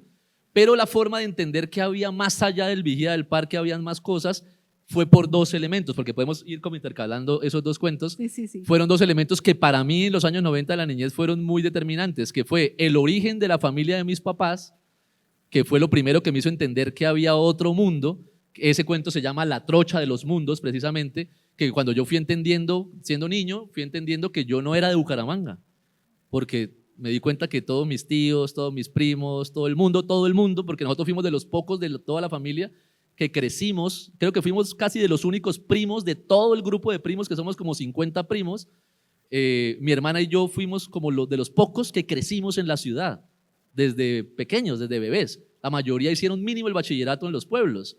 Y ese pueblo, nos dimos cuenta para nosotros que pues todo tenía que ver no con Bucaramanga, es decir, vivíamos en Bucaramanga, pero realmente el sentimiento, la energía, la memoria, la recordación de todo lo que tenía que ver con mi familia era un lugar que se llamaba Capitanejo, un pueblo paradigmático de Santander, allá en lo más lejano, en la frontera con Boyacá. Y yo me di cuenta que vivíamos en Bucaramanga, pero todo lo que se hablaba, y aún así ocurre al día de hoy, todo lo que se habla al interior de los hogares de mi familia es hablar de Capitanejo. Nadie habla de Bucaramanga. Y eso es muy interesante porque mis papás llevan más de 40 años trabajando acá en Bucaramanga y ellos siguen más conectados con Capitanejo emocionalmente que con Bucaramanga. Y eso a mí me generó primero mucha inquietud, porque cuando niño yo no entendía eso. Incluso a mí me generaba un poco de rechazo porque yo me identificaba como bumangués, yo me identificaba como un niño de Bucaramanga. Yo que me iba a identificar con un pueblito al cual tenía que atravesar una trocha brutal, que me mareaba 7 veces, que duraba 12 horas para llegar al pueblo, vomitando toda esa trocha hasta llegar a Capitanejo. Yo que me iba a identificar con ese lugar. Cada vez que llegaba diciembre, que mis papás se morían de ganas por ir a Capitanejo, a mí me daba miedo, porque tenía que enfrentar otra vez esa trocha. A mí me daba miedo, de verdad, porque yo me acuerdo que ya en Curos yo ya estaba vomitando. O sea, era una cosa más psicológica, me di cuenta con el tiempo, porque ya con el tiempo ya me pasó. Pero yo tenía de alguna manera una cosa, y luego en Capitanejo era un ambiente como del viejo oeste, era como una cosa de un ambiente agreste, la personalidad de la gente era agreste, el clima desértico, un calor impresionante, mis tíos tenían revólver en el cinto, digamos que todo eso era muy particular para un niño, ¿no? O sea, era muy particular. Y los pieles rojas. Y además, bueno, y ese cuento tiene que ver con ese cuento que se llama La Trocha de los Mundos, porque ahí yo le doy protagonismo a una cosa que luego en este momento de mi vida, de hecho, es muy importante y con la cual he hecho proyectos culturales, que son los matachines. Entonces, lo que yo descubrí en Capitanejo es los matachines, ¿no? Entonces, en diciembre estaban estos seres enmascarados que daban mucho miedo, pero a la vez uno sentía atracción por ese miedo. Es como esa paradoja de que lo miro de lejos porque me da miedo, pero me gusta. Y así crecí yo, teniéndole miedo a los matachines, pero soñando algún día con ser matachín. Pero yo me metía debajo de la cama cuando pasaban al frente de la casa. Pero ya cuando pasaban me volvía y me asomaba. Y este cuento es interesante porque des en cuenta que lo que está abajo es un reloj Casio, calculadora, rayos láser que yo tenía de niño bumangués, con todos esos gadgets. Entonces es la confrontación de un niño bumangués con esas tradiciones de un pueblo lejano de donde yo venía, en donde además el piel roja era el matachín insignia, porque ese matachín es un matachín muy particular de Capitanejo por la historia del tabaco en Capitanejo, de la colombiana de tabaco. Ese matachín es como el matachín más importante, que también está en la portada del libro. Entonces, digamos que eso eran elementos que uno le hacían entender que en la vida había algo más allá del vigía del parque y que además ese más allá era complejo, ¿no? Y además que ese tenía, de allá eran mis abuelos, y eran mis papás, y eran mis tíos, todo el mundo era de allá. Entonces uno caminaba por el pueblo y en absolutamente todas las casas lo saludaban a uno. Entonces uno decía, pero es que realmente mi familia, entonces yo caminaba por el barrio del Vigía del Parque, a mí no me saludaba nadie, pero yo caminaba por las calles de Capitanejo y yo era pariente de todo el mundo. Entonces uno iba identificando de que, oiga, yo de pronto no soy tanto de Bucaramanga, ¿no? O sí lo soy, pero también soy de Capitanejo, hasta tal punto de que muchos de los proyectos culturales más importantes que yo he hecho al día de hoy han tenido que ver después con Capitanejo, porque la singularidad de ese pueblo es tremenda y la referencia de Capitanejo para la historia de Colombia es muy grande y me ha interesado mucho. Pero este tiene que ver con eso, con los viajes del Vigía del Parque por la trocha, por eso se llama La Trocha de los Mundos, porque para mí más que un pueblo era otro mundo. O sea, realmente no era ir a un pueblo ni era ir a un paseo.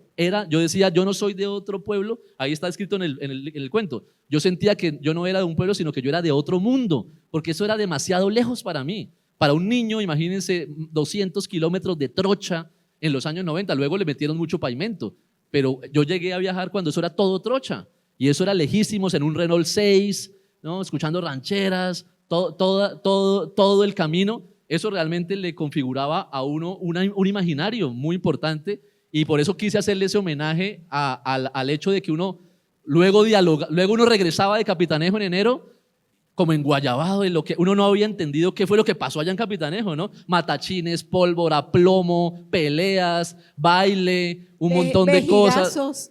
O sea, vejigazos, que el morado del vejigazo de un matachín a usted le podía durar 20 días, entonces uno en Bucaramanga llegaba con los morados de los vejigazos de los matachines todavía y uno decía, allá pasaron vainas raras, ¿no? Y en esto de los matachines reivindicándote que también ha sido una figura que en los últimos años en Santander se ha querido rescatar mucho, ¿no? El tema de los matachines, ustedes han visto que ahora como que la gente habla mucho de matachines, se habla mucho de matachines, en algunos casos está muy bien y es muy chévere esa reivindicación, por otra parte, a veces me parece, aunque hemos estado en ese debate, aquí en la Casa del Libro hemos hecho varios eventos hablando de matachines, porque también es chévere que la gente vaya aprendiendo realmente. Entonces, como en la ligereza de las cosas, muchos de los más jóvenes creen que los matachines se los inventaron en el barrio La Cumbre, ¿no? Porque como allá hay una tradición muy fuerte de matachines en el barrio La Cumbre, lo que pasó en el barrio La Cumbre fue que precisamente de un pueblo cercano a Capitanejo, un boyacense llegó en los años 60 a vivir al barrio La Cumbre. Ese señor llegó con la tradición e implantó la tradición en el barrio La Cumbre. En La Cumbre les gustó la tradición y por eso se hacen los matachines de La Cumbre, ¿no? Pero entonces la gente acá entrevistan a alguien y esas cosas me parece que cada vez hay que mejorarlas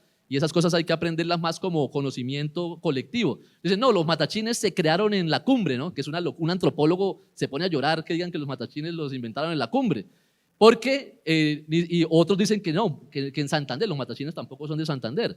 Pero sí hay un origen muy rural de los matachines en Santander, que es muy rural, de la ruralidad. Y de hecho García Rovira es uno de las provincias más protagónicas con el tema de los matachines. Y de hecho Capitanejo al día de hoy es uno de los municipios, en los 87 municipios de Santander, que más conserva la tradición original de los matachines, es Capitanejo, que también hemos trabajado allá directamente con las parrandas de matachines en Capitanejo como el año pasado con la alcaldía de Capitanejo trabajamos.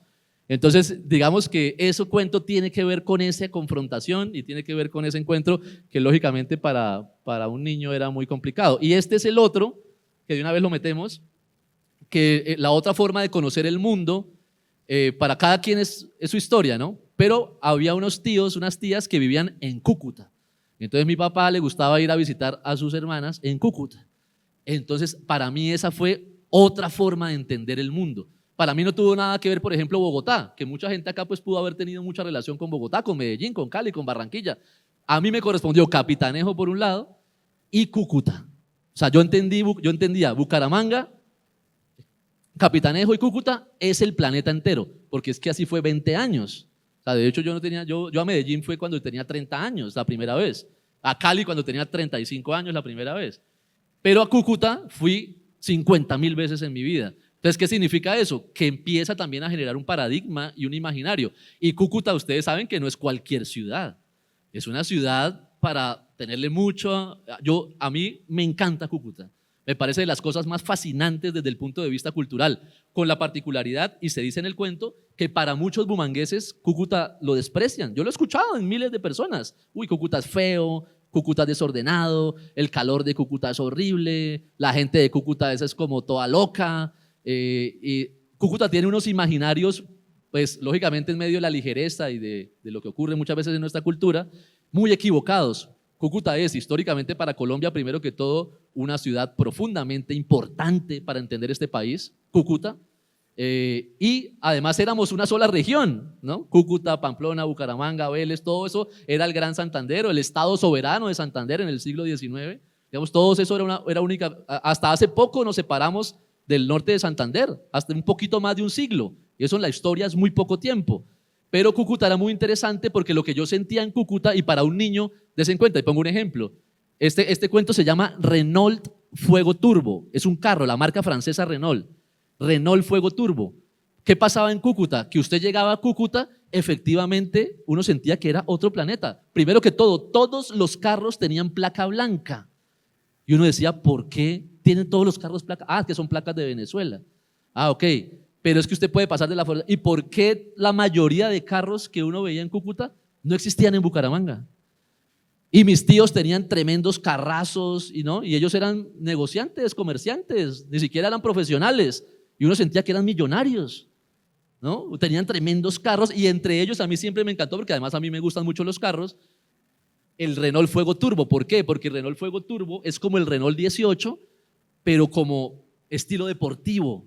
Este carro llegó a ser diseñado y conceptualizado como el carro para uso doméstico, y esto es de verdad, de hecho eso también se dice en el cuento y por eso tiene fuerza narrativa. El Renault Fuego Turbo fue el carro para uso doméstico, es decir, que lo podía comprar cualquier persona, más rápido del mundo. O sea, en este carro usted podía ir a la máxima velocidad de un carro en el mundo, y Cúcuta estaba lleno de estos Renault Fuego. Entonces eso era fascinante, y no solamente el Renault Fuego, me acuerdo mucho del Renault 5. ¿Y qué pasa con todas esas cosas? Que el Renault Fuego jamás se vendió en Bucaramanga. Esos eran carros que venían de Estados Unidos, que pasaban por el lago de Maracaibo o que venían de Europa y llegaban hasta Cúcuta máximo, y ahí los compraban y usted no podía pasar con placas venezolanas hasta Pamplona. Entonces, lo cual iba configurando otro universo de cosas. Este cuento, digamos que se establece y se estructura a partir de los carros, pero también desarrolla otros paradigmas de la frontera, como ustedes habrán identificado, y que eso también fue muy referente. El hecho de la compra de mercado en Cúcuta. Entonces era como ese contrabando, y se cuenta que eso, si ustedes lo preguntan, en absolutamente todas las familias existe esa historia.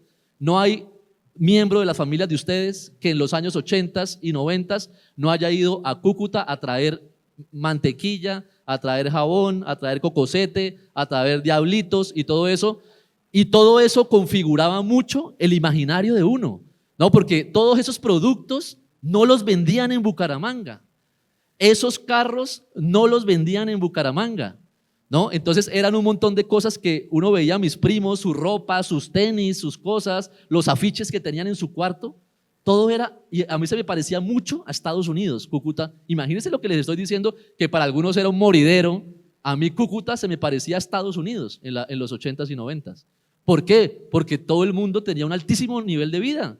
Y porque lógicamente hoy por hoy eso entró en una quiebra profunda y en una crisis profunda que todos conocemos, pero realmente, y además acuérdense de que Venezuela fue uno de los países más ricos del mundo en los años 70 y 80 y esa influencia alcanzaba a Cúcuta, ¿no? Había mucha plata en Cúcuta por todo lo que en Venezuela también ocurría. Entonces eso desde luego que para un niño era completamente diferente. Entonces yo me acuerdo y en el cuento dice, ¿no? Uno regresaba al vigía del parque a ver en ese parqueadero puros carros aburridos, puros carros todos ahí chiquitos y tal, y en el parqueadero del edificio de mi tía, puros carrazos deportivos, camionetas, y eso para un niño era fascinante, ¿no? Entonces uno llegaba como decir, y como uno escuchaba que todo el mundo le caía mal Cúcuta y todo el mundo odiaba a Cúcuta, yo decía, pero yo ¿por qué amo a Cúcuta? Entonces yo me quedaba callado, pero son cosas que son reflexiones culturales, porque realmente hay distorsiones culturales con el hecho, deberíamos tener un mejor diálogo con Cúcuta, deberíamos tener un intercambio mucho más interesante con Cúcuta a nivel cultural, que seguro por ahí hay intentos y se han hecho cosas, pero realmente Cúcuta y nosotros somos hermanos totales, porque Cúcuta representa profundamente mucha de la idiosincrasia que hay en Bucaramanga. De hecho, hay más influencia en Bucaramanga de Cúcuta es decir, hay más cosas en Cúcuta de Bucaramanga que de Bucaramanga en Cúcuta. Y en Bucaramanga además yo sentía que en Cúcuta todo el mundo tenía mejor humor. En serio, yo en Cúcuta a todo el mundo yo lo sentía más alegre en Cúcuta, de verdad. La gente en Cúcuta estaba como en un tono festivo, eran buenas gentes, eran amables. ¿Por qué? Porque Cúcuta era realmente liberal, de pensamiento, no de partido. Lo que uno se daba cuenta era que Cúcuta era una sociedad liberal por la influencia americana y venezolana que había en Cúcuta. Era un lugar liberal y uno fue entendiendo y lo sigo entendiendo y lo tengo confirmado y requete confirmado cada día más que Bucaramanga siempre ha sido una ciudad profundamente conservadora, ¿no? Pero hasta lo profundo es Bucaramanga conservadora, por más de que acá el Partido Liberal ha especulado y ha jodido con muchas vainas durante mucho tiempo, pero eso son puras superficialidades, porque el fondo cultural de Bucaramanga es una sociedad conservadora y lo expresa en todas sus acciones. Entonces eso se notaba y yo lo veía. Entonces los vecinos de uno eran esos vecinos bumangueses conservadores y los vecinos cucuteños eran esos vecinos de pensamiento liberal. Por lo tanto los cucuteños para mí Cúcuta era alegría y Bucaramanga era como más seria, ¿no? Y acá había que portarse más juicioso. Entonces esas reflexiones hacen parte de este cuento de Renault Fuego Turbo. Ahí la que está encima, por ejemplo, es Natucha, la cantante de tecnomerengue venezolano, que todas esas influencias, por ejemplo, del tecnomerengue venezolano llegaron mucho a Bucaramanga, ¿no? Acá en los 80s y 90s se bailaba puro tecnomerengue venezolano. De hecho, esos estudios culturales no se han hecho, pero eso es muy interesante porque hay cosas muy profundas que Bucaramanga, por ejemplo, tiene muchísima influencia. Es decir, Bucaramanga ha sido, que ahorita, y yo estoy de acuerdo, yo soy amigo de todos los de la cumbia aquí en Bucaramanga y hemos hecho proyectos y todo eso, y la cumbia es un fenómeno interesantísimo y lo defenderemos por siempre, pero nunca hemos trabajado el verdad, iba a decirle merengue, pero ni siquiera, porque este es un proyecto sí que tiene que ver es con el Cesar, el sur del Cesar, pero la real influencia cultural y el imaginario cultural musical de Bucaramanga es uno solo, hegemónico y por excelencia y profundo, y se llama el vallenato.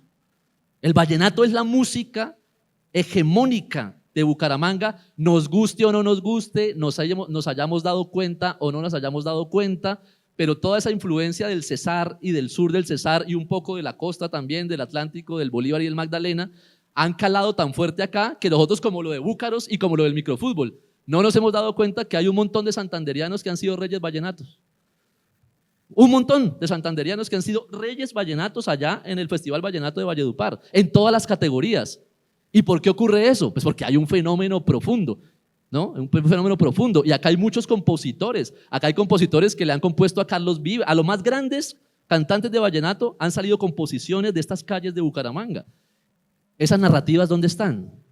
En ningún lado. Porque la gente le da como cosa a la sociedad conservadora bumanguesa, le da como cosa decir que somos vallenateros y que nos hemos costeñizado un montón, porque lógicamente en los años 60 y 70 y hasta los 80 Bucaramanga era muy conservadora y muy andina, pero Bucaramanga se tropicalizó y eso no pasa nada con eso. Bucaramanga se tropicalizó completamente, pero todavía hay mucha resistencia a esa tropicalización de Bucaramanga y a su música profunda. La gente aquí, si ha llorado por una música, es por el vallenato. ¿sí? No por la cumbia. Entonces, estos fenómenos tienen que ver, y lo decía era porque ahí está Natucha, que si quieren poner la primera es el vallenato, pero acá lo que más se ha bailado, si hubiera un cronómetro de gente bailando por discoteca por per cápita, o sea, bailes, discoteca per cápita, lo que más se ha bailado en la historia de Bucaramanga en los años 80 y 90 es merengue, y no es otro género, es merengue. Luego está probablemente la cumbia, pero la antigua, y la de los años 70 y todo esto, pero todos esos referentes, y bueno, ahí está Natucha, lo que le querías decir, y me alargué con esto porque pues igual nos provoca hablar de varias cosas, porque al final los cuentos también buscan esa reflexión, ¿no? Porque al final los cuentos son las historias íntimas y domésticas, y al final me parece que es una de las reflexiones importantes, porque desde esas situaciones íntimas y domésticas es que se construye sociedad. Entonces, si ustedes hicieran cada uno un libro de sus historias de vida de los 90s o cuando fueron niños, pues saldrían acá 50 libros, y todos esos libros sumados hacen la narrativa de qué somos nosotros como sociedad, y saldrían muchas cosas, pero lo bonito sería que en esos 50 libros aparecerían muchos lugares en común, aparecerían muchas coincidencias y aparecerían muchas cosas que ahí sí podríamos tener un crisol interesante de saber. Entonces, en últimas, lo bonito es qué importancia puede tener un edificio como el Vigía del Parque para, no sé, para la narrativa del mundo. Yo creo que, de hecho, ese edificio hoy es el patito feo del barrio, porque le hicieron puros edificios súper bonitos alrededor, y hoy ese edificio es el patito feo del barrio. Entonces, ¿qué importancia puede tener el Vigía del Parque? Ninguna, o tal vez mucha, sumada a la del edificio que quedaba ahí cerquita, que se llama el Lenguerque, que es un edificio de 4 pisos ahí muy cerquita. El Lenguerque tendrá sus historias, y más abajo el NES, y más abajo el Bilbao, ¿no? Y la gente del Paseo España, y todo esto configura en últimas la historia de la parte alta del centro de Bucaramanga, la parte oriental del centro de Bucaramanga, que hace un relato de ciudad y que fue importantísima en los años 80 y en los años 90. Los cuentos ocurren todos en los años 90, pero me parece interesante poder hacer relatos, que es lo que ocurría con el libro de Esther, ¿no? Como una señora de un barrio popular, analfabeta, puede terminar siendo importante para Bucaramanga. Pues resultó siendo ni más ni menos que la primera fotógrafa de Bucaramanga. Imagínense qué pequeña importancia resultó teniendo la de ese libro que yo hice hace algunos años. Entonces, des en cuenta que siempre vale la pena en últimas, o sea, nuestras historias de vida son las historias que dan cuenta de la realidad de lo que es la cultura santanderiana y bumanguesa. En la medida en que queramos profundizar y ser muy sensibles, podríamos hacer muchas cosas bonitas.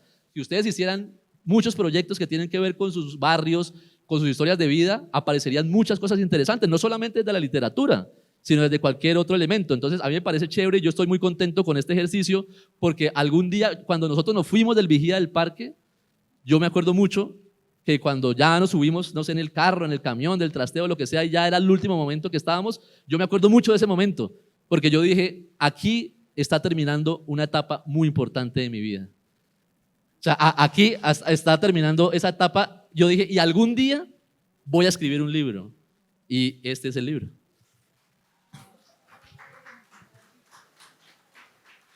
Y lo haces muy bien porque tienes esa omnisciencia, ¿cómo podríamos decir? Esa particularidad de saber cuándo abren y cuándo cierran tus momentos. Y yo creo, y eso ustedes lo van a ver en casi todos los cuentos. Hay un cierre muy, muy, muy emocional, un cierre que cambia edades, que cambia etapas, que cambia contextos sociales y culturales, y ahí todo eso está muy presente.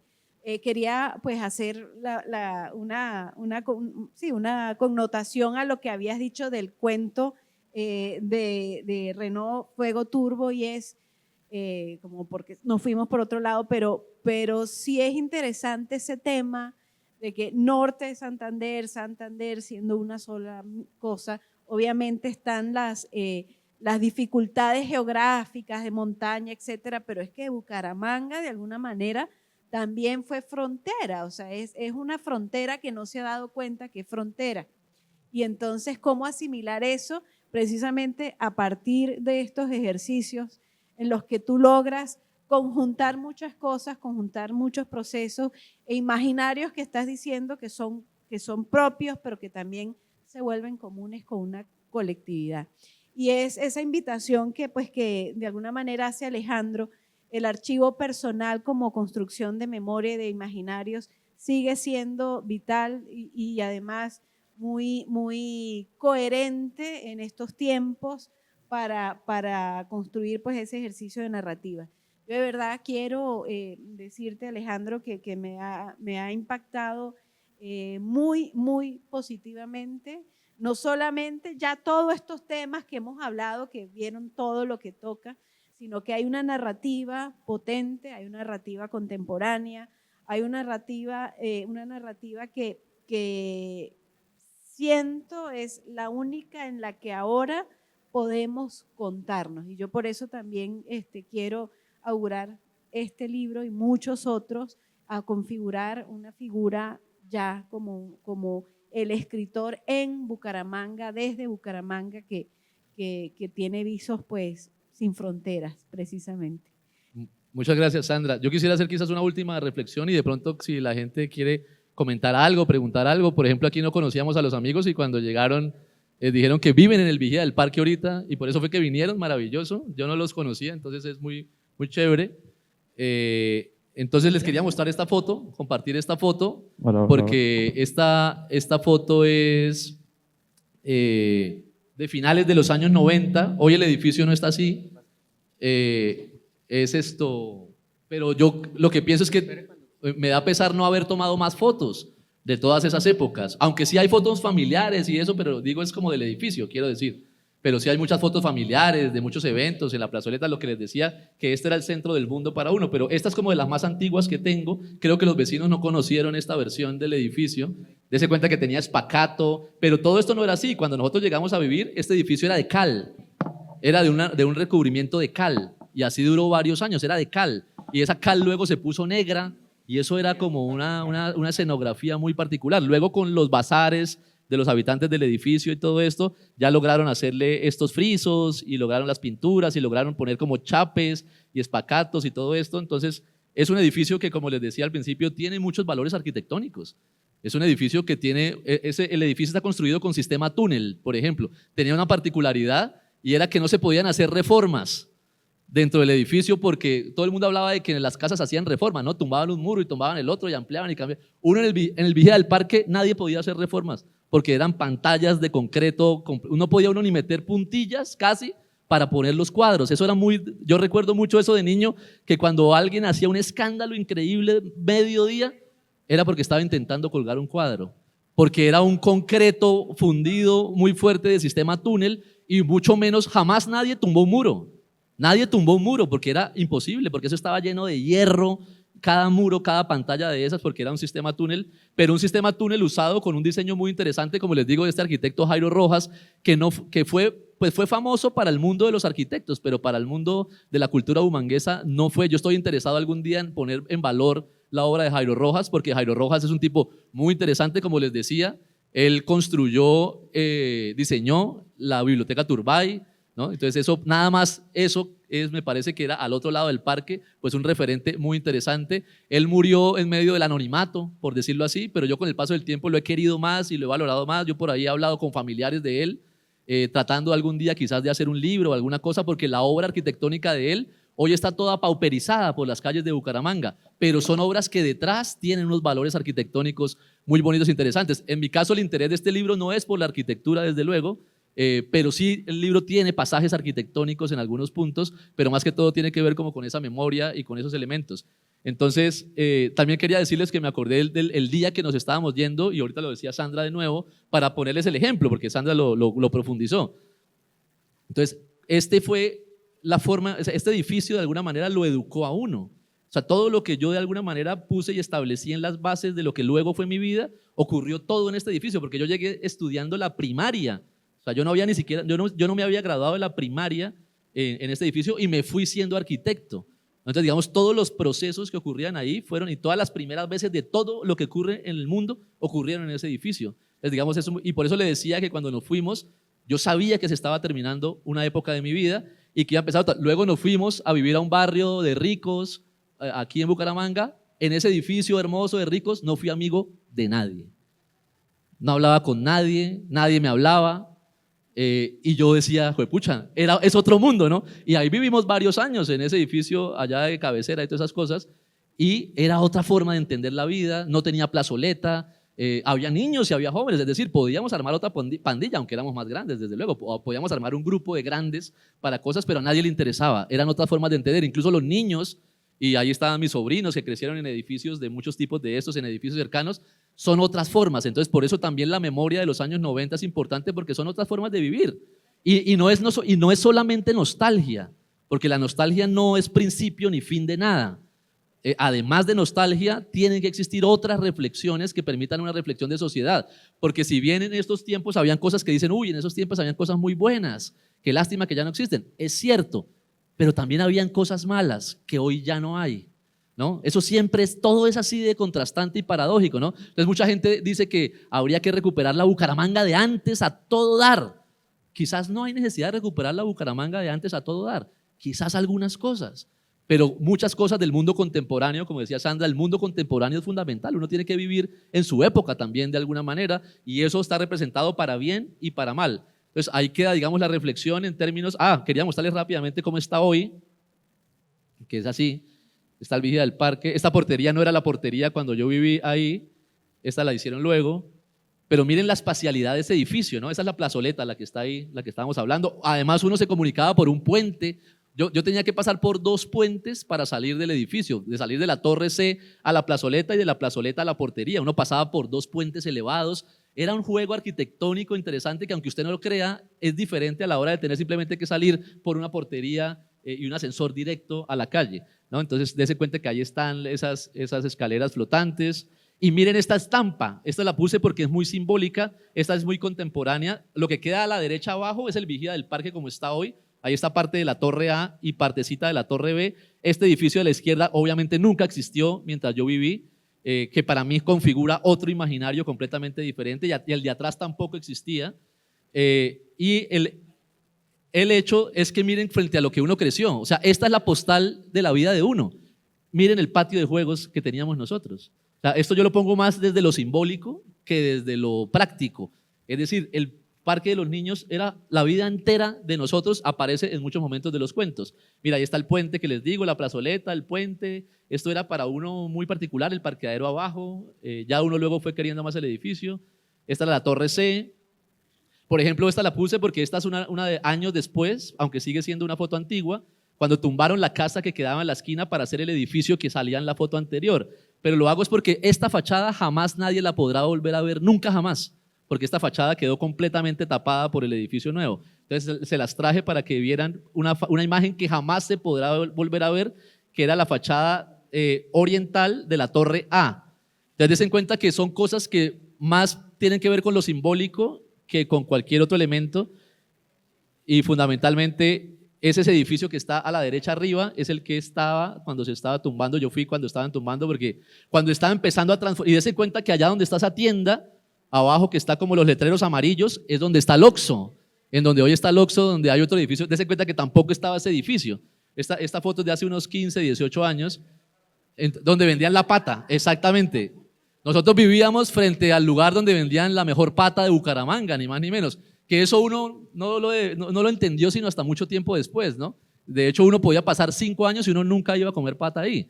Pero era una cosa que hacían fila los carros y la gente para venir a comer pata, y uno decía, uy, no, qué feo que vendan pata ahí al frente de nosotros. Pero se cuenta que la foto tiene las 2 ausencias de esos 2 edificios grandes que hay hoy. Alcanzan, vea, no me di cuenta que la parte de abajo también se puede dar cuenta donde vendían la pata, que eso es muy, muy referente en la historia de Bucaramanga. Entonces, por mi parte, yo dejaría ahí, no sin antes darles el espacio para que si alguno de ustedes tiene comentarios o preguntas, con mucho gusto. Creo que allá hay una primera, entonces, sí. Y luego de las preguntas o comentarios, ahí sí terminamos para que se puedan ir a las ferias de Bucaramanga. Y dejo antes de, perdón, ese correlato que me gusta muchísimo, hablando de lo simbólico, que el vigía del parque te convirtió de alguna manera en ese vigilante de las primeras y las últimas veces de muchas cosas en Bucaramanga y el mundo. Sí, gracias. Mi nombre es Mauricio García, yo soy arquitecto y vivo en el barrio, ¿no? Ahí cerca, en la calle 34. El edificio Vigía del Parque no solo es un ícono por su altura frente al Parque de los Niños, también lo es por las historias de quienes lo hicieron posible. fue el primer edificio en Bucaramanga construido con el sistema túnel y el diseño estuvo a cargo de un joven recién egresado de la UIS, Otoniel Díaz Pedraza, a quien todos llamábamos cariñosamente Otto. Ningún ingeniero quería asumir el reto de calcular ese edificio con ese sistema porque era muy novedoso. Todos los veían muy arriesgado, pero Otto dijo, yo me le mido. Eso sí, él mismo me confesó que estaba tan asustado que tenía un plan B. Si el edificio se caía, se iba para la guerrilla. Y entonces ya han pasado 40 años, el edificio sigue en pie y Otto nunca tuvo que irse a ningún monte. Pero detrás de ese proyecto también está lógicamente la autoridad y la visión de Jairo Rojas, una figura fundamental para Bucaramanga. Jairo fue un hombre de arrojo empresarial, de esos que se arriesgan aunque las cuentas no cuadren y que se levanta una y otra vez, no importa cuántas veces se haya caído. No se quebró una ni dos veces, pero salió adelante muchas veces, siempre con creatividad, resiliencia. Muchas gracias. Hoy quiero agradecer muchísimo su intervención, realmente, no esperaba una intervención de ese tipo, primero así narrativa y con esos detalles permitiéndonos saber no solamente el arquitecto sino el ingeniero. Yo no sabía de ese otro personaje, muchas gracias por eso, me emociona muchísimo saberlo, pero a través de la clave literaria con la que usted lo contó me parece muy emocionante, muchas gracias y des en cuenta hasta qué punto esas cosas que la gente pasa por ahí todos los días y que parece que no tienen ninguna importancia, pero todos los lugares tienen su historia, pero algunos muy particular, con lo que, ¿me recuerda su nombre? Con lo que Mauricio nos dice, refuerza muchos de los elementos, es decir, parece que eso, es decir, lo que pasa es que llegó tarde, pero hasta hubiésemos podido meter en algún pedazo del libro ese pedacito, porque está muy bonito escrito, porque está como muy fresco y muy suelto, pero diciendo un elemento muy contundente. Des en cuenta que estamos hablando de un diseño y una intención estructural de un ingeniero que no sabía muy bien si eso iba a mantenerse en pie o no. Entonces eso ya es literario de por sí mismo, ¿no? Eso hace parte de las líricas de la arquitectura local. Y también estuvo, lógicamente, lo que dice Mauricio, nosotros lo entendemos algunos pocos, pero ahí hizo unos guiños muy interesantes a la personalidad de Jairo Rojas, ¿no? A quién fue él como persona y con ser humano. Y yo digo lo de Jairo Rojas porque Jairo Rojas, para mis papás, por ejemplo, jamás lo olvidaron, jamás olvidaron a Jairo Rojas, porque Jairo Rojas, en medio de esas quiebras y en medio de esas cosas, siempre estuvo ahí.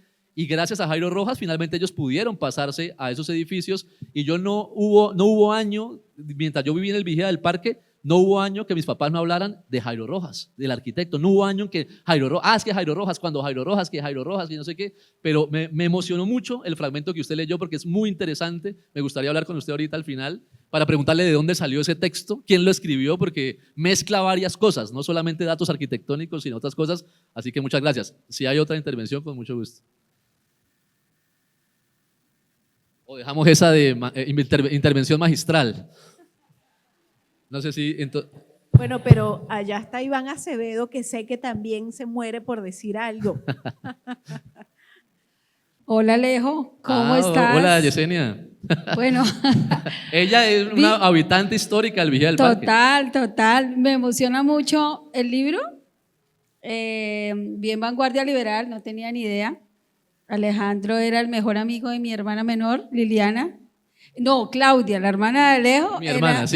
Claudia. Bien vanguardia, y me lo mandó Lili, me dijo, oiga, mire lo que escribió Alejandro. Yo leí, no, pues empezar a leer lo que decía, y todas pues, mis hermanas viven por fuera. Por favor, cómprenlo, escanéenlo y mándenos, porque buenísimas las historias que escuchamos. Clarísimo, felicitaciones, porque pues recrear nuestra vida, porque realmente fue nuestra vida, fue nuestra historia, como tú lo dices.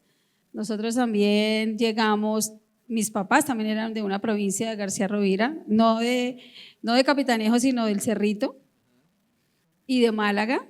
Entonces, pues la historia, nosotras estudiamos desde los 12 años más o menos, 10 años llegamos. Yo por lo menos viví ahí hasta que me casé, hasta mis 25 años. Y así pues a muchas familias, mis amigas que están fuera del país, que son varias que vivimos ahí, todas totalmente emocionadas, Alejo, porque realmente… Ah, qué chévere, qué chévere. De hecho, los nombres de su papá y su mamá salen en un cuento. Sí, yo me imagino. Jaime Chica, que vive en Alemania, oiga, por favor, escanéeme el libro. Ana María, que vive en Panamá, o sea, la sinostrosa, una, otra, empezamos a decir, venga, ¿a qué horas pasó eso? Y sí jugábamos la ouija, se lo confieso. A ver, ahí está. Era como Pues, un juego, era un juego. Era un juego, no sé quién era el que llevaba el cartón, no sé por qué, pero sí jugábamos la ouija y muchas veces… Alejo. Y fue muy chistoso porque ese edificio tiene la historia de cosas que uno dice, wow, todo lo que nos pasó a nosotros. Y yo le decía a mis hermanas ahora, porque somos 4 hermanas, no, definitivamente nosotros vivimos en un cuento recreando todas las historias de Alejandro. Entonces, súper Alejo, felicitaciones, no tenía ni idea que estabas escribiendo tanto, mira cómo es la vida, solo lo miramos por la vanguardia y me llegó de otro lado la información. Entonces, no, un aplauso muy, muy, muy chévere que lo hayas hecho. Muchas gracias, Yesenia. Por ejemplo, datos chéveres de hoy. Por ejemplo, fácilmente a Yesenia, que está acá, hace 20 años no la veía por ahí. Entonces, dese cuenta que es muy bonito cómo eso resuena de alguna manera. Y como decía, es decir, la hermana de Yesenia, que era Liliana, se la pasaba en mi apartamento con mi hermana, lo que decía Yesenia, y viceversa, y eso fue así durante muchísimos años. Lo que pasa es que mi hermana y Liliana eran como un poquito más grandes, entonces ellas eran como de otro grupo, nosotros éramos de un grupo de otros más pequeños, y habían varios grupos en el edificio, pero finalmente lo que dice Yesenia, si uno se pudiera atrenzar elementos, a mí muchísima gente, solamente con la nota de vanguardia, muchísima gente me empezó a escribir y tal, porque al final uno se da cuenta como si media Bucaramanga hubiera vivido en ese edificio tan pequeñito, ¿no? Pero si usted se pone a analizar, por lo menos a una persona de distancia, sí habrá alguien relacionado con el vigía del parque, ¿no? De hecho, yo conozco todavía a varios, pero ya que también tienen hijos y un montón de cosas y tal, pero que éramos niños y crecimos allí, y que, pues bueno, también si, por ejemplo, desean volver a escuchar para Yesenia, si a alguien más les interesa, el próximo martes a las 6 de la tarde en la Casa Galán, en la calle 36 con carrera 25, esa casa que recuperaron, que era Luis Carlos Galán. Ahí va a haber otro conversatorio parecido a este por si le interesa a otras personas ir a escuchar allá el tema. Entonces son 7 cuentos que ocurrieron inspirados en el vigía del parque, y de hecho hay una sorpresa luego de que hay un 8º cuento escondido que luego se podrá encontrar por unas magias ahí en internet, pero eso luego le van saliendo. Y quiero anticipar una cosita que sí es muy importante, porque algunos dirán, bueno, ¿y el libro tal? El libro, si bien ya existe y todo esto, yo no lo voy a vender hoy porque la editorial con la que lo hicimos, digamos, ahorita les doy todos los datos, y si quieren mis números y cosas de Instagram y todo esto también pueden ser para que las tengan en referencia. Al que le interese, por ejemplo, en mi Instagram personal, que es Alejandro Murillo Salguero, así mis apellidos y nombres pegaditos, Alejandro Murillo Salguero, en esa cuenta de Instagram va a estar toda la información permanente sobre lo que va a ser la difusión del libro, porque esto está hecho con una editorial, como les contaba. Entonces la editorial tiene unos protocolos para la movilización de los libros. Entonces yo acá ahorita no puedo como empezar a vender y dar vueltos y todo eso, porque la editorial hace eso como con mucha rigurosidad a través de las librerías. Pero desde luego que yo les puedo dar toda la información permanente, desde luego, y también hoy gracias a Sandra que nos permitió, de hecho la casa está abierta ahorita gracias a Sandra que nos permitió este espacio. Realmente la casa iba a estar cerrada y está abierta gracias a Sandra para poder posibilitar este primer momento, y por eso también, en respeto un poco a la Casa del Libro, no armemos ahorita acá un mercado persa de libros, sino más bien respetemos el espacio. Pero todos los que les interese, desde luego el libro, yo les anticipo, el libro va a estar rápidamente de hoy en 8 en la librería La Singla, que es la librería cultural más importante aquí de Bucaramanga, la librería La Singla, ahí va a estar. Pero también me pueden escribir, me pueden llamar, lo que quieran para orientarlos sobre la consecución del libro. Entonces quería decirles eso para que ahorita de pronto no me dé pena con la Casa del Libro ponernos a armar acá un ventorrillo. Fíjate cómo la literatura, cómo el vigía del parque ya empiezas a tejer nuevos tejidos y revitalizar esos tejidos de antes a ahora. Iván, por favor. Gracias, buenas tardes. Hola, Iván. Hola, ¿qué tal? Pregunta, si ahora mismo te dieran la oportunidad de ser un vigía en un lugar de Bucaramanga, ¿qué lugar escogerías que no fuese ese mismo? ¿Que no fuese el mismo vigía? Qué chévere esa pregunta. En el que vivo hoy, ser el vigía del bosque de Conucos. que es donde vivo hoy, que es el único bosque urbano de la meseta de Bucaramanga, que también podría estar en peligro por muchos elementos y por muchas cosas. Entonces, esa singularidad que tiene Conucos, el bosque de Conucos, si lo conocen ustedes, es fantástico. Si ustedes miran el mapa de Bucaramanga en Google Earth, verán una mancha verde en la meseta. Ese es un conjunto residencial que se llama Conucos y que a veces me da miedo cuando talan muchos árboles, cuando cortan, cuando los podan y todo eso, porque pueden estar en riesgo muchos elementos que están allí. Además, los edificios se están envejeciendo cada vez más, no los cuidan mucho, pero es una obra también, usted lo sabe más que nadie, muy interesante, y a mí ese tipo de lugares como muy singulares e icónicos, me gustaría en ese caso ser el vigía del bosque de Conucos, pero también me gustaría regresar al vigía del parque. Añado, Alejandro. Mire, Fuera- esta es la imagen del vigía del parque. Ahí está el vigía Sí, cuidando de el acuerdo, parque. de acuerdo. Aparte de Conucos, ¿qué otro lugar? Un lugar donde no hayas vivido de Bucaramanga o del área metropolitana de Bucaramanga. Me gusta mucho Plaza Mayor Ok. en la Ciudadela, ese círculo con Sí. esa gran plaza central que existe, ¿no? Que la Ciudadela Real de Minas, la Ciudadela, ya es como todo medio, no, ese lugar, no sé, Iván sí lo debe saber, pero si ustedes quieren saber, Plaza Mayor estuvo expuesto en el Museo de Arte Moderno de Nueva York, en el MoMA, como de las principales obras de la arquitectura moderna del siglo XX, ni más ni menos que por la curaduría del Museo de Arte Moderno de Nueva York, el MoMA. Imagínense, curadores de Nueva York vienen a Bucaramanga a decir que eso es de lo mejor de Latinoamérica. Yo lo vi, me sorprendí y además ellos hicieron una exposición y hay un catálogo para que lo quieran ver y ahí están las maravillosas perspectivas de Germán Sampergénico dibujando lugares mágicos que hay en Bucaramanga. Como yo les decía, el vigía del parque de hecho es uno ahí que, como les digo, hoy es un patito feo para muchas personas hoy, pero Bucaramanga está llena de patitos feos que deberían ser vistos. De hecho, Plaza Mayor para mucha gente es un patito feo.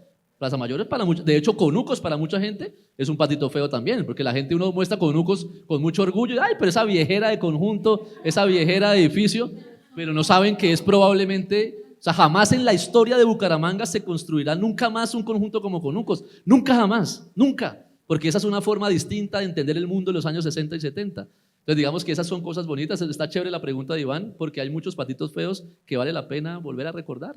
No, y hay muchos edificios y arquitectos santanderianos y humangueses, no solamente Jairo Rojas, que es de los más desconocidos, pero incluso hay unos que merecerían hasta más reconocimiento que Jairo Rojas, que no lo han reconocido, que no se han hecho tampoco. Entonces digamos que esa mezcla en últimas es de quienes hemos pensado la ciudad, cómo se ha construido, pero más allá del cemento están estas historias, ¿no? Por eso es que es bonito el encuentro. Por eso la Plaza Mayor también, no solamente desde el punto de vista arquitectónico, sino todo el contexto social, el tejido social que se anuda allí, y Conucos como frontera también entre la ciudad y… Ajá. Y lo que representó porque surgió el antiguo aeropuerto, ¿sí? Ahí se desarrollaban también las primeras ferias de Bucaramanga, antes de hacerse en la feria. Yo de pequeño fui. Hay otro elemento que quería aportar acá, y es que indirectamente tú estás llevándonos a un reconocimiento de un gran maestro, Jairo Rojas. Y vale la pena de verdad hacerle un reconocimiento ya más formal, porque mira que en el Vigía está el edificio de la biblioteca, que duró mucho tiempo también en obra negra, pero a nivel Colombia fue de las primeras estructuras que se manejaron, o sea, por el sistema de vigas, porque habían unas luces increíblemente trabajadas con otro sistema de ingeniería, en este caso con vigas. Además es un cono, ¿no? Es una suerte de tensionadas, cono. ¿sí?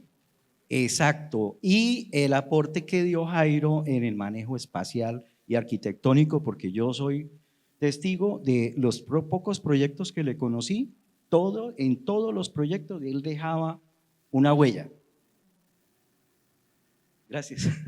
No, muchas gracias a usted por el comentario, muy importante, pero dése cuenta que lo que les decía, Jairo Rojas desde la importancia arquitectónica e historia para la ciudad, pero para mí como niño era el que había salvado el edificio, porque mis papás era solo lo que contaban, que él había salvado el edificio. Yo no sabía que iba a ser arquitecto, por ejemplo, cuando yo escuchaba sobre Jairo Rojas. Y fui creciendo y al día de hoy, como dice el amigo, y eso me lo han escuchado muchos, y yo ya he hecho unos avances en el tema, Mi intención es hacer un libro sobre Jairo Rojas desde el punto de vista de su obra de diseño arquitectónico, ¿no? No literario, sino un libro técnico, por decirlo de alguna manera, poniendo en valor también su historia de vida, porque para mí, des en cuenta que hoy estamos hablando de Jairo Rojas y allá Mauricio nos escribió una cosa casi literaria sobre Jairo Rojas, e Iván habla sobre Jairo Rojas y usted habla sobre Jairo Rojas. Des cuenta que lo que escuchaba el niño tenía sentido y hoy la gente reclama a Jairo Rojas y hasta hay poemas escritos sobre Jairo Rojas. Entonces me parece Por súper, eso súper estás bonito. convertido en el vigía. Bueno, Alejandro, qué maravilla, como siempre, estas tertulias tuyas y a través de ti y de tus procesos literarios, de crónica, de pensamiento, de investigación, pues logran generar siempre esta misma reacción, siempre esta sed de la gente de compartirte una historia común a lo que cuentas, y eso es pues único.